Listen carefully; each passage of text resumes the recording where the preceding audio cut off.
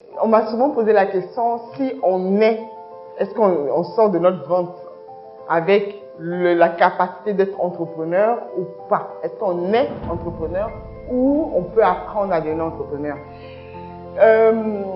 Moi, je vais dire qu'on est entrepreneur. C'est-à-dire que même si on travaille, on a grandi, on a fait notre expérience, on n'a jamais créé de société, etc. On est salarié d'une entreprise.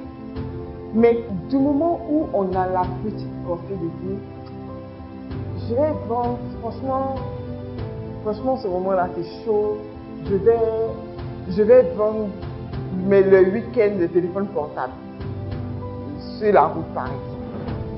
Ça veut dire qu'on a cette part d'entrepreneuriat. On n'a pas réfléchi en se disant, je vais aller travailler dans une autre entreprise le week-end. On a dit non, je vais vendre, mais je vais aller me débrouiller. Ça veut dire qu'on a ça dans le sang.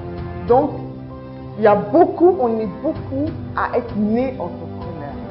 Donc voilà, donc n'hésitez vraiment pas. Vous avez une petite idée, même si elle a germé, elle est au stade de la graine.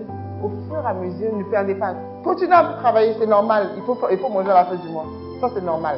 Mais à côté, comme on dit en sous-marin, on continue de travailler, on continue de faire grandir cette idée-là jusqu'à ce qu'elle puisse germer pour pouvoir aujourd'hui nous donner des revenus afin de se mettre pleinement dans cette activité.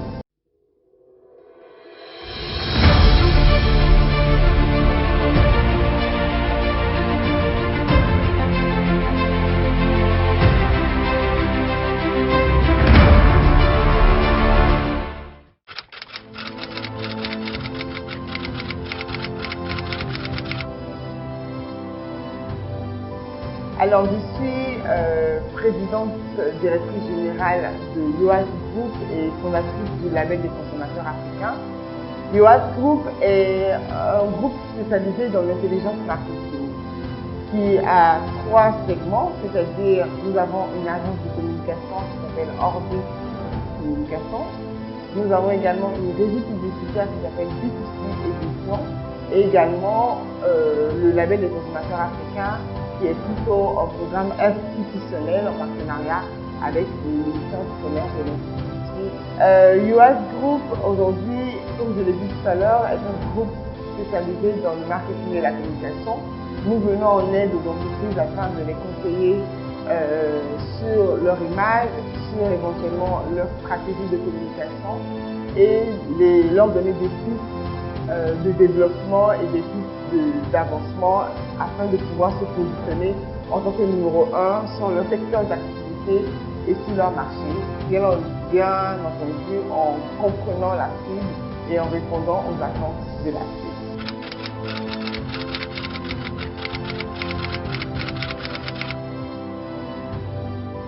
Aujourd'hui, Yoas Group est en Côte d'Ivoire. Nous embauchons de manière permanente une vingtaine de collaborateurs. Et nous sommes en plein développement. Nous avons déjà lancé nos activités au Burkina et au Sénégal et nous avons décidé d'attaquer bientôt l'Afrique centrale, notamment le Congo-Kinshasa, le Gabon, etc.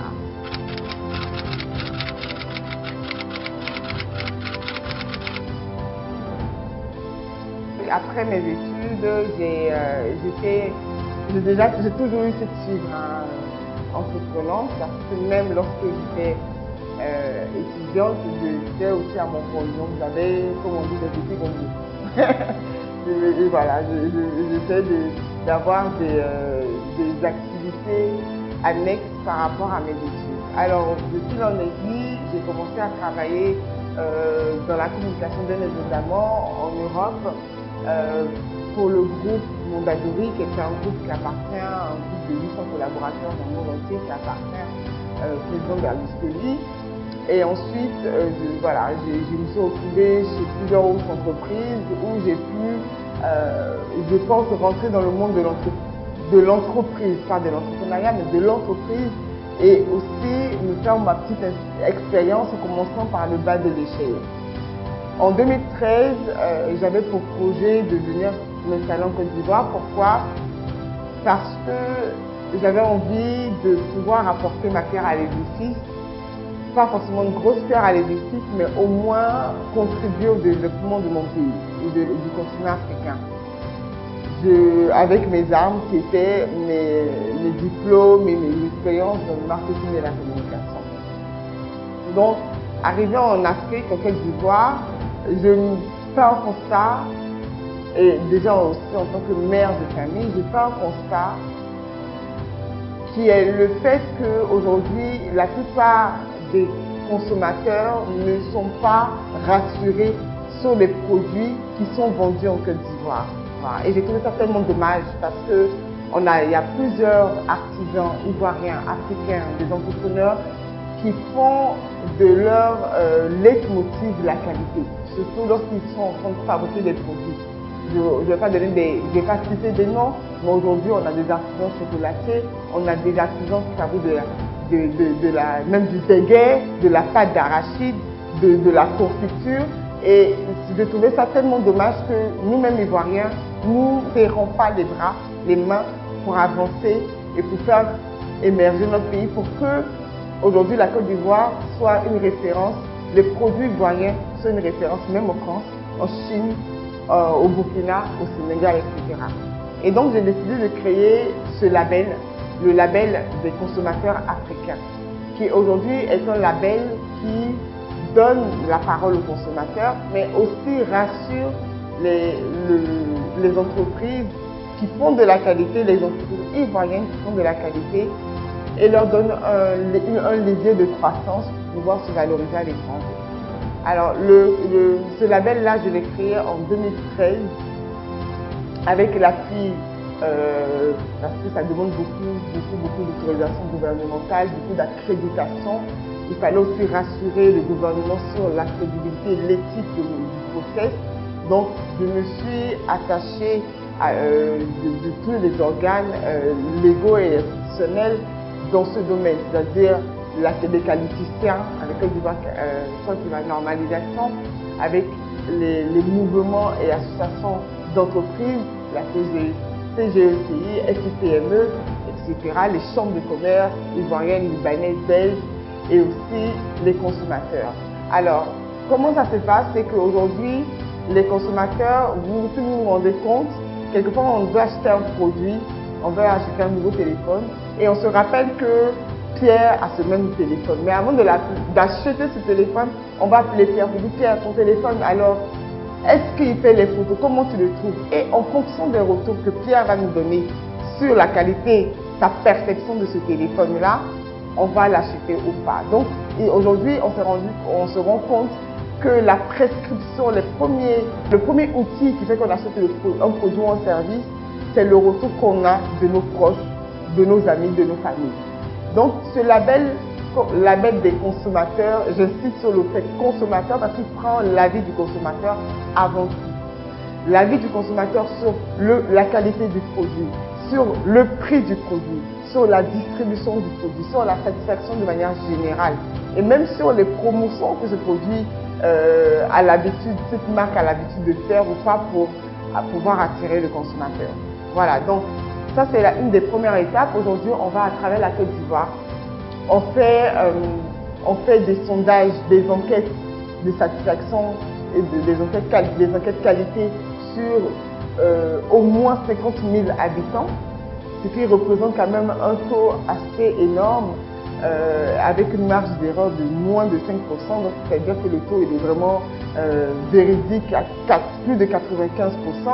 On sillonne toutes les villes parce que la Côte d'Ivoire n'est pas qu'Abidjan. La Côte d'Ivoire n'est pas que la classe moyenne et la classe aisée. La Côte d'Ivoire, c'est aussi une classe un peu plus basse, faible, à Ferkey-Sédougou, à Korogo, à Mans, à San Pedro, à Boisseau. En gros, on sillonne 12 villes de la Côte d'Ivoire où on va à la rencontre des consommateurs et les consommateurs nous donnent leur ressenti. Lorsqu'on arrive, ils sont très contents parce qu'on arrive de manière neutre. Nous ne sommes ni le gouvernement, ni les associations, ni les entreprises elles-mêmes. Nous sommes juste le label des consommateurs et nous voulons apporter notre aide à la population et nous nous battons tous les jours pour que les consommateurs aient des produits et des services de qualité, même à 100 francs, même à 50 francs, même à 25. Donc, lorsque nous sillonnons toute la Côte d'Ivoire, les consommateurs, bien évidemment, la population, vraiment nous disent beaucoup ce qu'elles ressentent et vraiment leurs retours sont vraiment très clairs sur les produits ou services qui se consomment au quotidien. Et même aujourd'hui, ce label-là, il est bien vu par la population, mais aussi par les entreprises. Parce que les entreprises aujourd'hui, leur but c'est de vendre, on est tous d'accord. Mais également, on ne peut pas vendre si on n'arrive pas à convaincre notre population, on n'arrive pas à convaincre notre cible. Et lorsque on a 30%, 40, 50% de notre panel qui nous disent que tel produit manque de sucre ou est trop sucré ou se conserve mal parce que l'emballage n'est pas facilement détachable ou attachable, peu importe, à ce moment-là, c'est vraiment une mine d'or pour ces entreprises-là parce qu'elles prennent en compte les remarques et puis elles essaient d'améliorer leurs produits. Aujourd'hui, on a plusieurs entreprises qui, grâce au label, ont baissé leurs prix, ont amélioré leurs produits ou ont sorti une gamme plus attractive pour un type de consommateur. Voilà, donc on essaie de faire bouger les lignes de manière concrète, sans trop parler, mais agir. Donc depuis 2013, l'idée m'est germée par rapport à mon vécu en tant que mère de famille et nous avons lancé ce label-là en 2015 lors d'une cérémonie en mars 2015 et aujourd'hui ça fait 5 ans que nous nous battons auprès de chaque Ivoirien pour essayer vraiment de faire changer les choses, de faire bouger les lignes et d'avoir des produits de qualité, des produits de service de qualité en Côte d'Ivoire.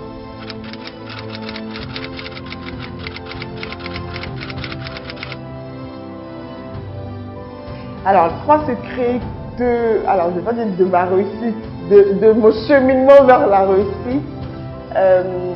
Premier secret, je pense que c'est la passion.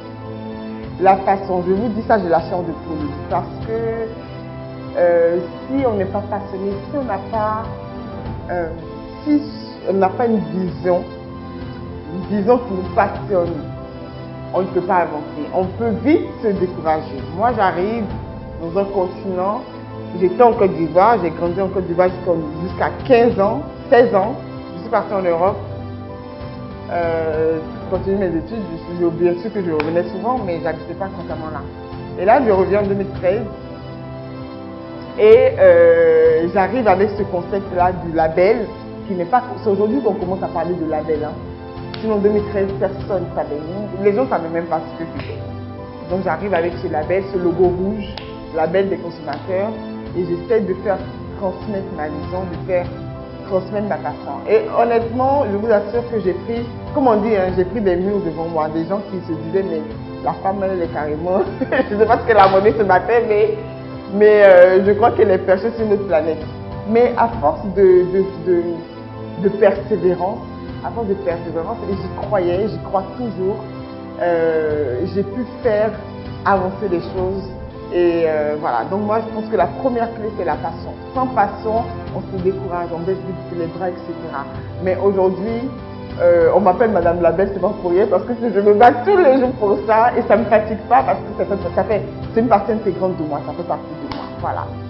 Donc la passion, ensuite bien évidemment, ça coupe de source. Quand on est passionné, on peut travailler longueur de journée. Donc le travail,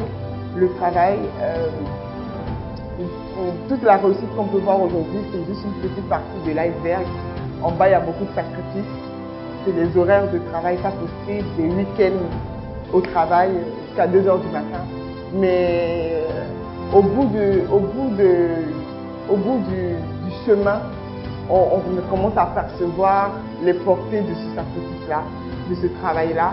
Et aujourd'hui, je pense que dans quelques années, quand vraiment le label sera vraiment bien connu par tout le monde et que surtout on aura des produits de qualité au plus bas prix qu'on peut, comme je vous l'ai dit tout à l'heure, même à partir de 10 francs, c'est pas parce qu'on achète un bonbon de 10 francs que le bonbon ne doit pas être de qualité. Lorsque ça va rentrer, tout ça va se cumuler je pense que je serai satisfait. Donc, première clé, la passion, deuxième clé, le travail, et puis troisième clé, la troisième clé, j'ai envie de dire persévérance, mais je pense que la persévérance viendra après. Ce que je vais dire comme troisième clé, peut-être l'écoute de l'autre, l'écoute. Il faut beaucoup écouter. Lorsqu'on se lance dans un concept, dans une nouvelle entreprise, ou peu importe dans un projet, on a toujours l'avis de notre entourage. Je ne sais pas, Jeanne veut lancer une gamme de cosmétiques. Oui, ton produit là est comme ça sent pas bon, ta pommade ça éclaircit pas, moi j'ai besoin. On a toujours ça. Et en général, comme étant donné qu'on sait ce qu'on veut, on se braque. On dit non, c'est moi qui ai raison, c'est ma pensée là, je vais faire ça, comme ça. Et c'est dommage. Moi aujourd'hui, j'écoute, même si mes enfants me disent une remarque, je l'écoute. Même si ma fille de 7 ans me dit maman, ici là ton logo il est trop rouge, c'est un exemple, j'écoute. Parce qu'elle n'a pas dit pour rien. Et toutes les remarques positives comme négatives sont bonnes à prendre. Après, c'est important d'avoir un recul et d'avoir son libre arbitre en fonction des remarques qu'on a. Mais le fait d'écouter et de réfléchir sur le sens de chaque remarque nous fait vraiment avancer. Et même les personnes qui nous ont conseillé autour et qui voient qu'on a pris leurs remarques en compte ou une partie de leurs remarques en compte, deviennent aussi nos ambassadeurs, nos alliés dans notre lutte. Donc l'écoute, la passion du travail et l'écoute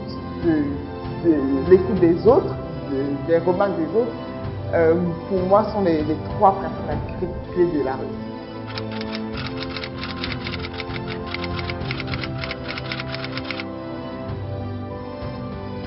Les difficultés, j'ai envie de dire, j'en rencontre tout le temps. Alors, il n'y a pas que... C'est par les échecs qu'on grandit. Hein.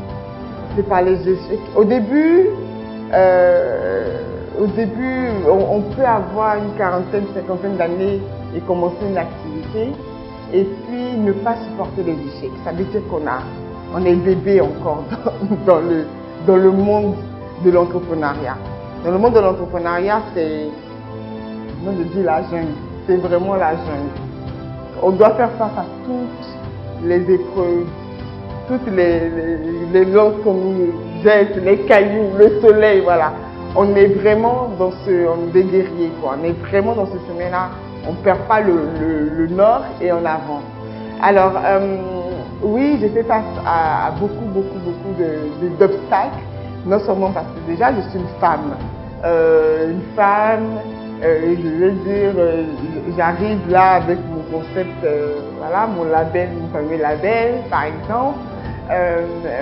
Il faut que je fasse comprendre ma vision et c'est assez compliqué au départ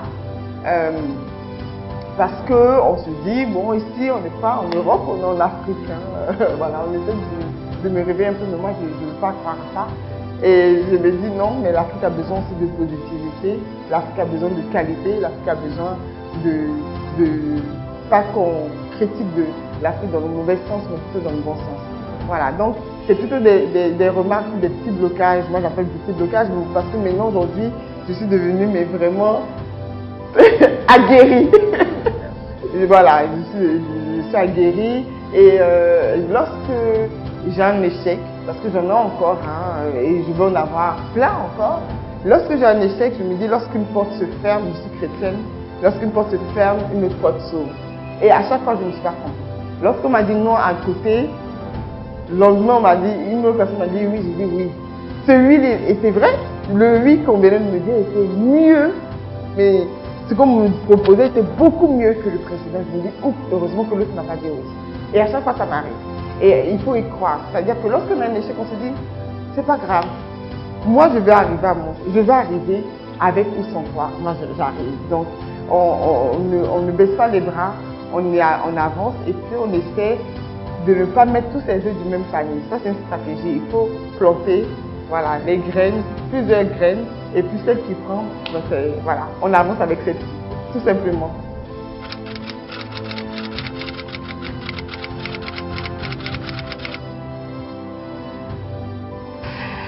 Alors là, je ne vais pas vous surprendre. Hein. Bien évidemment, mon rêve, c'était de lancer ma société à 7 ans avec mon petit frère, Jean, avec mon petit frère.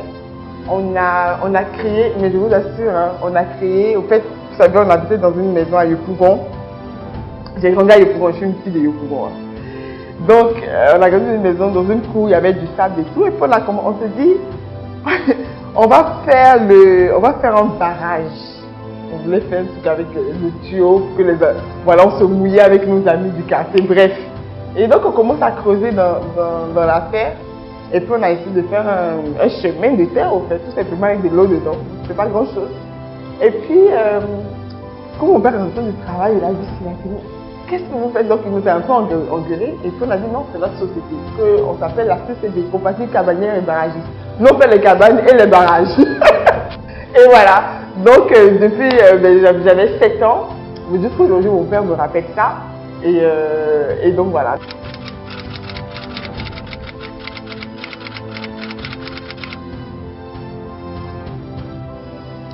Oui, je veux dire oui. Après, on est encore dans le rêve.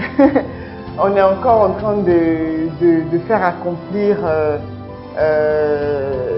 cette, comment on peut dire, cette idéologie dans le sens où voilà, on se développe, on peut se développer, de aussi pouvoir maîtriser son activité. Quand je dis maîtriser son activité, c'est maîtriser chaque segment. Je parle de management, je parle de comptabilité, je parle de gestion générale d'une activité. C'est très bien d'avoir une idée, d'avoir un concept et se battre pour ça. Mais derrière, ça demande beaucoup de sang-froid. Ça demande une organisation presque parfaite et des ajustements continus. Voilà, il faut toujours ajuster et comment dire, s'adapter à la période, s'adapter au temps.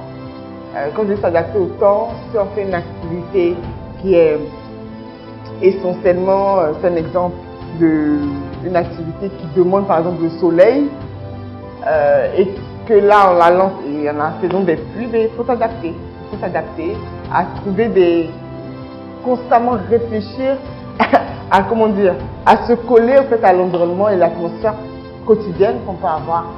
Voilà. Donc on est en train je pense que ce rêve, je suis en train de l'accomplir. Je l'accomplis un peu. Il reste beaucoup encore de moi.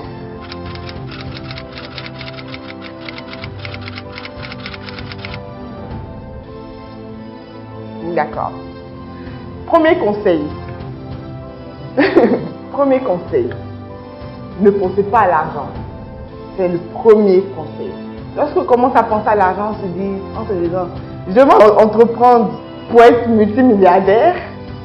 Non, ce n'est pas la bonne réflexion. Il faut entreprendre pour faire passer une vision, pour faire passer une idée, pour faire passer une naissance qui vous correspond à vous. Forcément, l'argent, ça vient après. L'argent va venir. Quand vous faites... Mais en face de vous, si vous mettez l'argent devant, vous allez refroidir plein de gens. Les gens ne vont pas croire en vous parce qu'on dit celui qui fait ça pour l'argent. On a plein d'exemples comme ça. Et c'est dommage parce qu'on perd des alliés au fait dans notre avancée. Au fait, il faut se dire, ok, moi j'ai ça, j'ai décidé de lancer ma marque de vêtements. Je vais lancer ma marque de vêtements. C'est une marque qui va être innovante, qui va être différente de ce qu'on voit aujourd'hui, qui va être aux standards internationaux, qui aura la qualité, qui aura un design pour la jeunesse, etc. Parce qu'aujourd'hui, les jeunes, ils s'habillent comme ça. Moi, ma marque, lorsqu'ils vont s'habiller, ils vont être respectés, ils vont être fashion, mais en même temps, ils pourront, voilà. Ça, c'est votre vision, ça, c'est votre vision. Forcément, vous allez la vendre, hein, c'est pas gratuit, vous n'allez pas offrir.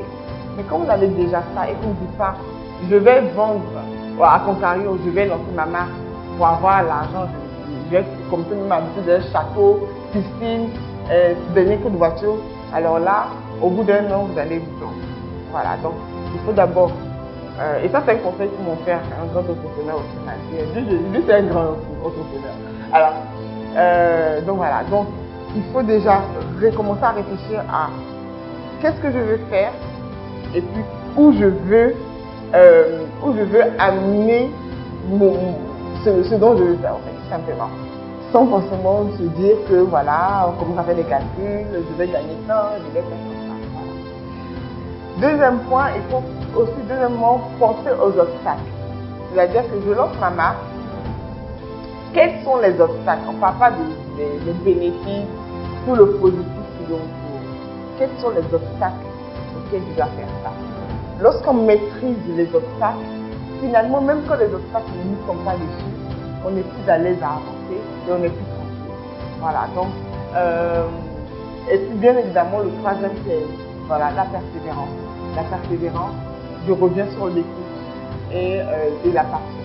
Voilà, donc, penser son concept, bien évidemment, avoir un plan. Je ne dis pas qu'il n'y a pas une question d'argent dedans. Il faut avoir un plan de financement sur le court, moyen, long terme.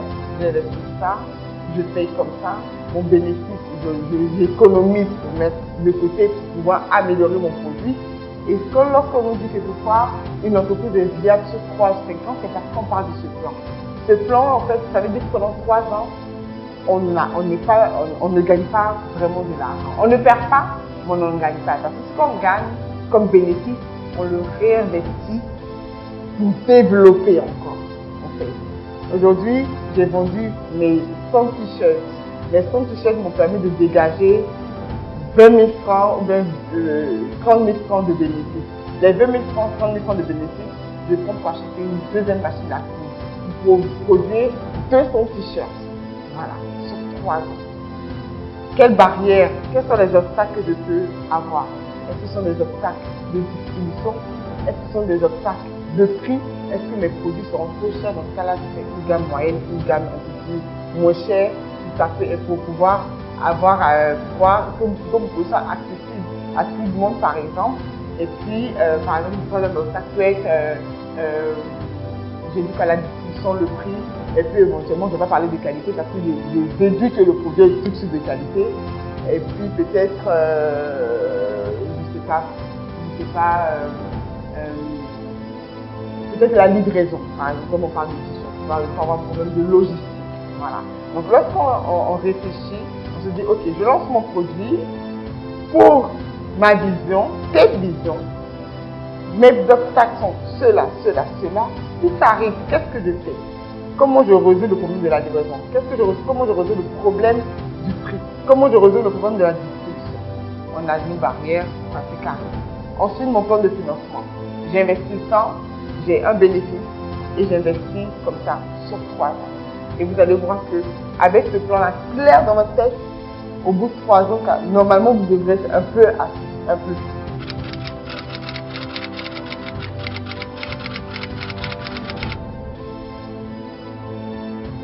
Alors, qu'est-ce qui doit changer en Afrique pour encourager les jeunes?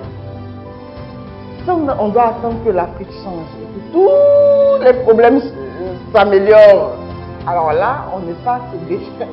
Parce que les choses, les évolutions prennent leur temps. Et si, en tant que jeune, tu ne vas pas attendre que l'Afrique, les mentalités changent, les choses aillent plus vite, etc. Tu ne vas pas attendre ça. Donc moi aujourd'hui, le conseil que je peux donner, je vais d'abord pas parler des jeunes de manière générale, je vais parler des femmes. Chères sœurs, vraiment, il faut savoir une chose. Aujourd'hui, l'indépendance n'est pas reliée au non-respect. Parce qu'on a tendance à dire que les femmes sont indépendantes, ça veut dire qu'elles ne respectent pas leur mari ou elles n'arrivent pas à se marier, ça n'a rien à voir. Aujourd'hui, une femme, nos sœurs africaines doivent prendre conscience que justement, elles doivent soutenir leur futur mari. Vous êtes jeune, donc vous avez le temps. Mais votre premier mari doit être le travail. Arrêtez de penser à la meilleure chaussure, le nouveau sac, le dernier téléphone, etc. Il faut penser au travail. Parce que si vous ne pensez pas au travail, malheureusement, le mari milliardaire que vous allez avoir, vous n'allez pas l'avoir.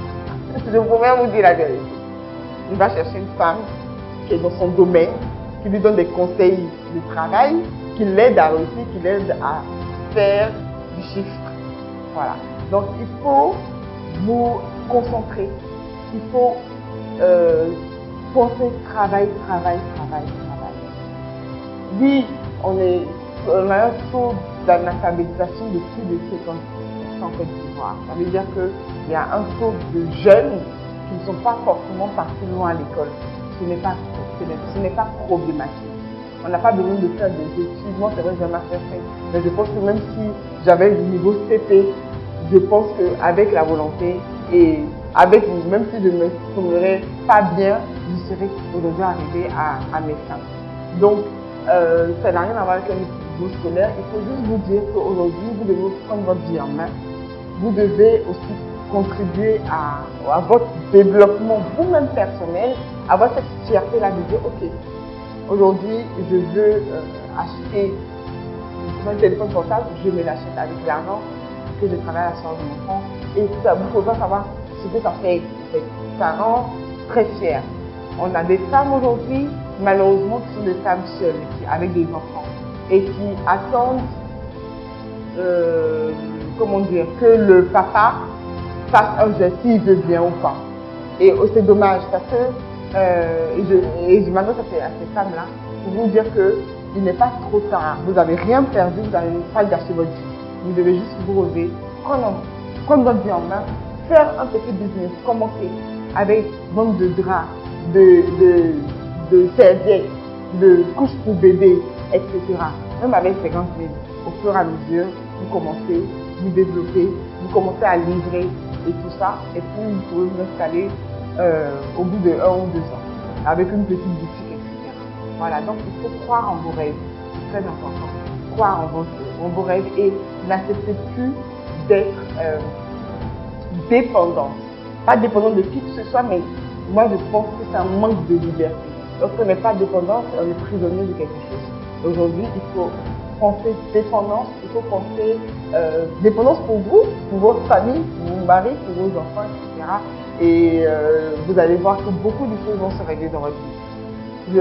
Maintenant, je m'adresse à la jeunesse en général, en disant que malheureusement, on n'a pas de bon modèle. On n'a pas de bon modèle. Aujourd'hui, le modèle, j'ai rien contre les chanteurs, hein, j'adore le coupé de canne. Bon, je ne sais pas bien danser, mais c'est pas grave. Mais aujourd'hui, lorsqu'on met par exemple une émission économique où on parle du développement personnel, d'entrepreneuriat, etc., vous n'allez pas forcément rester sur cette chaîne, vous allez peut-être zapper pour aller voir autre chose. Je pense que c'est très intéressant de commencer à vous intéresser au monde qui est autour de vous et ne pas avoir cette mentalité de vouloir mendier, de vouloir dire que moi, il y a mon cousin, on dit quel est ton travail, il dit moi je suis le frère de tel footballeur. Voilà, donc ne pas vouloir attendre des autres. Aussi, on va dire, ah Jacques, franchement c'est Jacques qui nous aide. Jacques n'est pas parti loin à l'école, hein, mais son petit travail, son petit business qu'il fait, sa petite vente de chaussures qu'il fait et tout ça, ça nous permet de vivre, ça nous permet de nous envoyer l'argent au village, etc. Et je vous encourage aujourd'hui, je suis fière de cette jeunesse ivoirienne qui commence à changer de mentalité, qui commence à comprendre qu'elle doit se prendre en main et que personne ne le fait en fait si elle-même elle ne le fait pas. Donc j'espère que vous avez pris en compte les différentes pistes et les points clés pour éventuellement devenir un grand entrepreneur, mais déjà devenir entrepreneur, ce qui n'est pas chose facile, je préfère vous dire, mais il faut voir derrière la satisfaction personnelle et la satisfaction de tous ceux qui vous entourent. Donc je vous encourage, il faut vous lancer, arrêtez de réfléchir, arrêtez d'attendre que non 2020 c'est plus une bonne année à coronavirus, 2021, arrêtez d'attendre, lancez-vous.